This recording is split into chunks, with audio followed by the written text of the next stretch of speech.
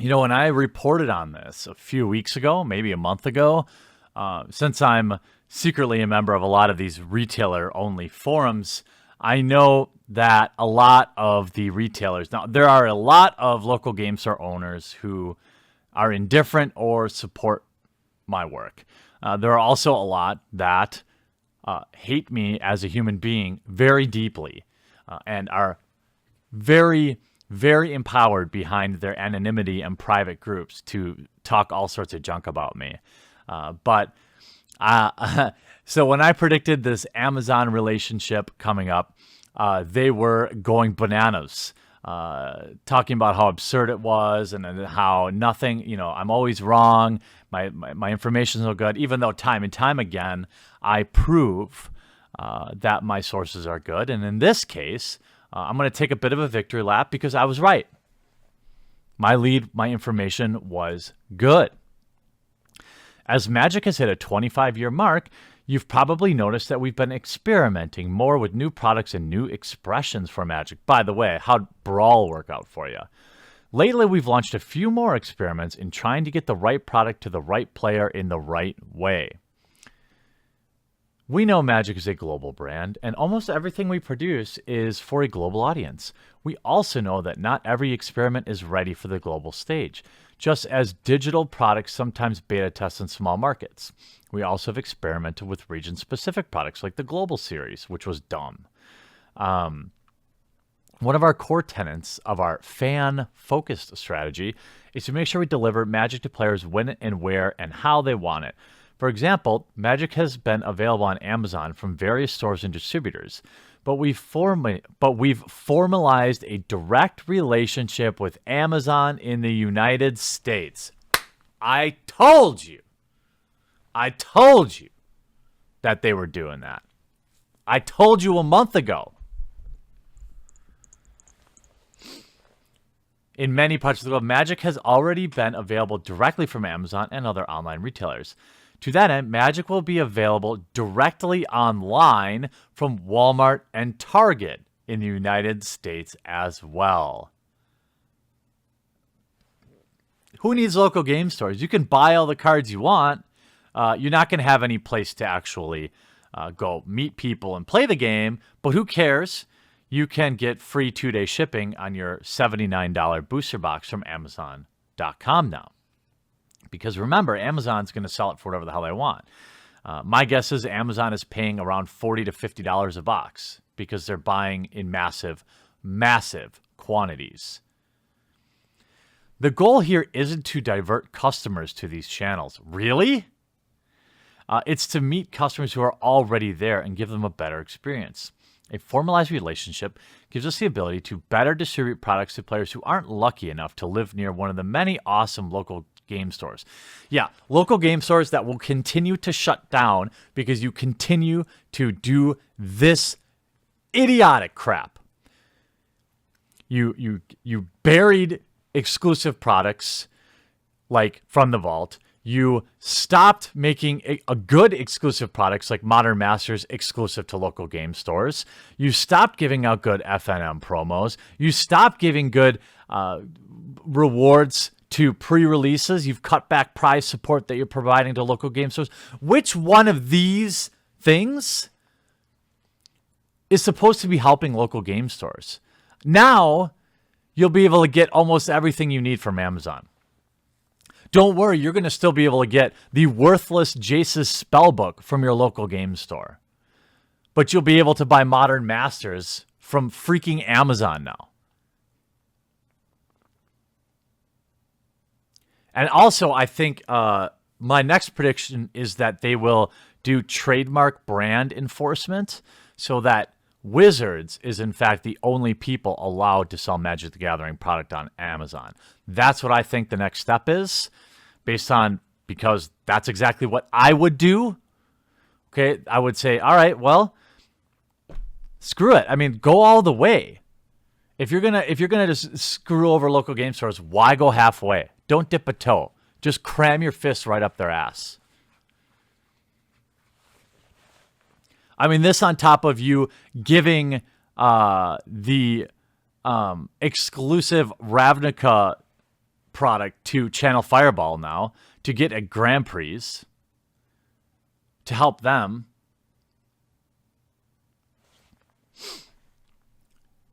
It used to be that by the way, it used to be you had to have a store where people could play the game. While this may seem like a radical shift in philosophy, it is. It's more about an acceptance of how people interact with our game. Many players already purchase Magic on Amazon and at large retail stores. Well, you know what they would do is they'd go to their local game store if they couldn't. Just saying. And to be clear, I really don't care about booster boxes and fat packs being on Amazon. Okay, I don't think. I think this can be a minimal impact thing if you have a minimum price that you allow Amazon to sell the product for, and if you actually get off your ass and give local game stores good products, not this jank Jace's spell book that didn't get people busting the doors down. Formalizing relationships helps bring them into the communities in ways we haven't been able to before. Name one. We must meet gamers where they are if we want to show them how great Magic truly is, which is bullshit. You can already buy all this stuff on Amazon if you want anyway. So what exactly is the purpose of this? They're lying about it. It's about controlling the market. It's going to be more profitable for them to just ship, a $20 million order to Amazon than to ship it to a large distributor who then eventually just puts it on Amazon anyway. I mean, that's the smart business move. Unfortunately, you can't exactly treat Magic the Gathering like your typical business because we have this symbiotic relationship with the local game store.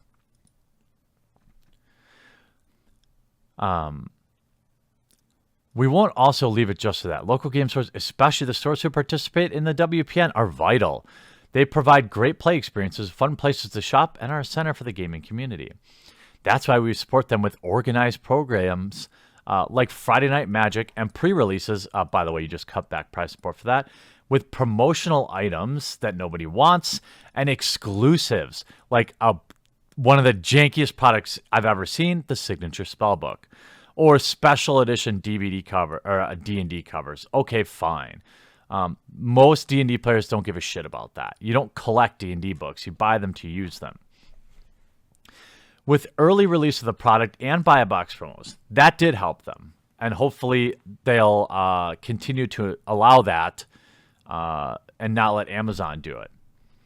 We've already begun work on new tournament software as if that's the problem. Although it is a problem, don't get me wrong, but it's not a problem that keeps players out of stores. Buy a box promos, new tournament software and improved event locator. Again, worthless. I mean, they're small, but it's not going to drive. The reason people don't show up to Friday Night Magic isn't because they can't possibly figure out how to Google to find a local game store, you morons. This is all wonk. This is all filler. Disingenuous.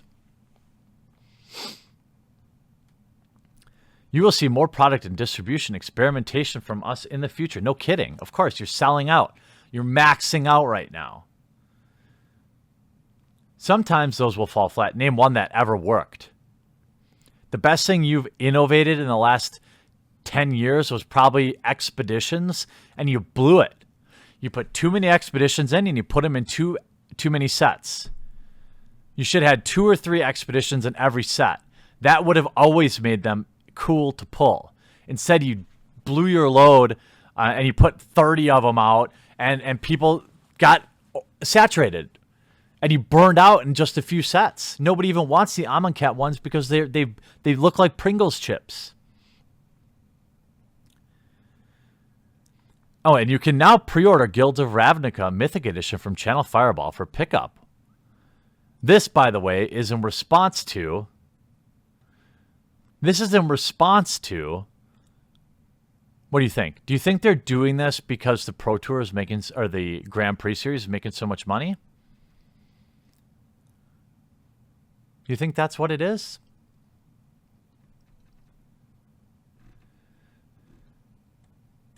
Nope. The Grand Prix series is failing badly. This will be nice for them because people may buy this and just pop into the GP to get their item, but it's not going to make people register for an event. So they're going to make the money selling the box that they would have made anyway. Now, this is nice because otherwise we would have only had to buy it off of Hasbro Toy Shop, which is a absolute train wreck of a website. But this still doesn't make this product available internationally without going through all sorts of hoops. You have to pick your location. It's interesting that, why is it cheaper? Oh, because it's about sales tax. Okay. So they've got it all pre-calculated. So I guess if you're going to be at a GP, this is good news. But this is not good news for local game stores. It's more of the same. If they don't come out with high margin products that players can only get in a local game store, it's not going to drive them there. But, I'm an asshole, so whatever. Hope you enjoyed this video. We'll talk to you again real soon.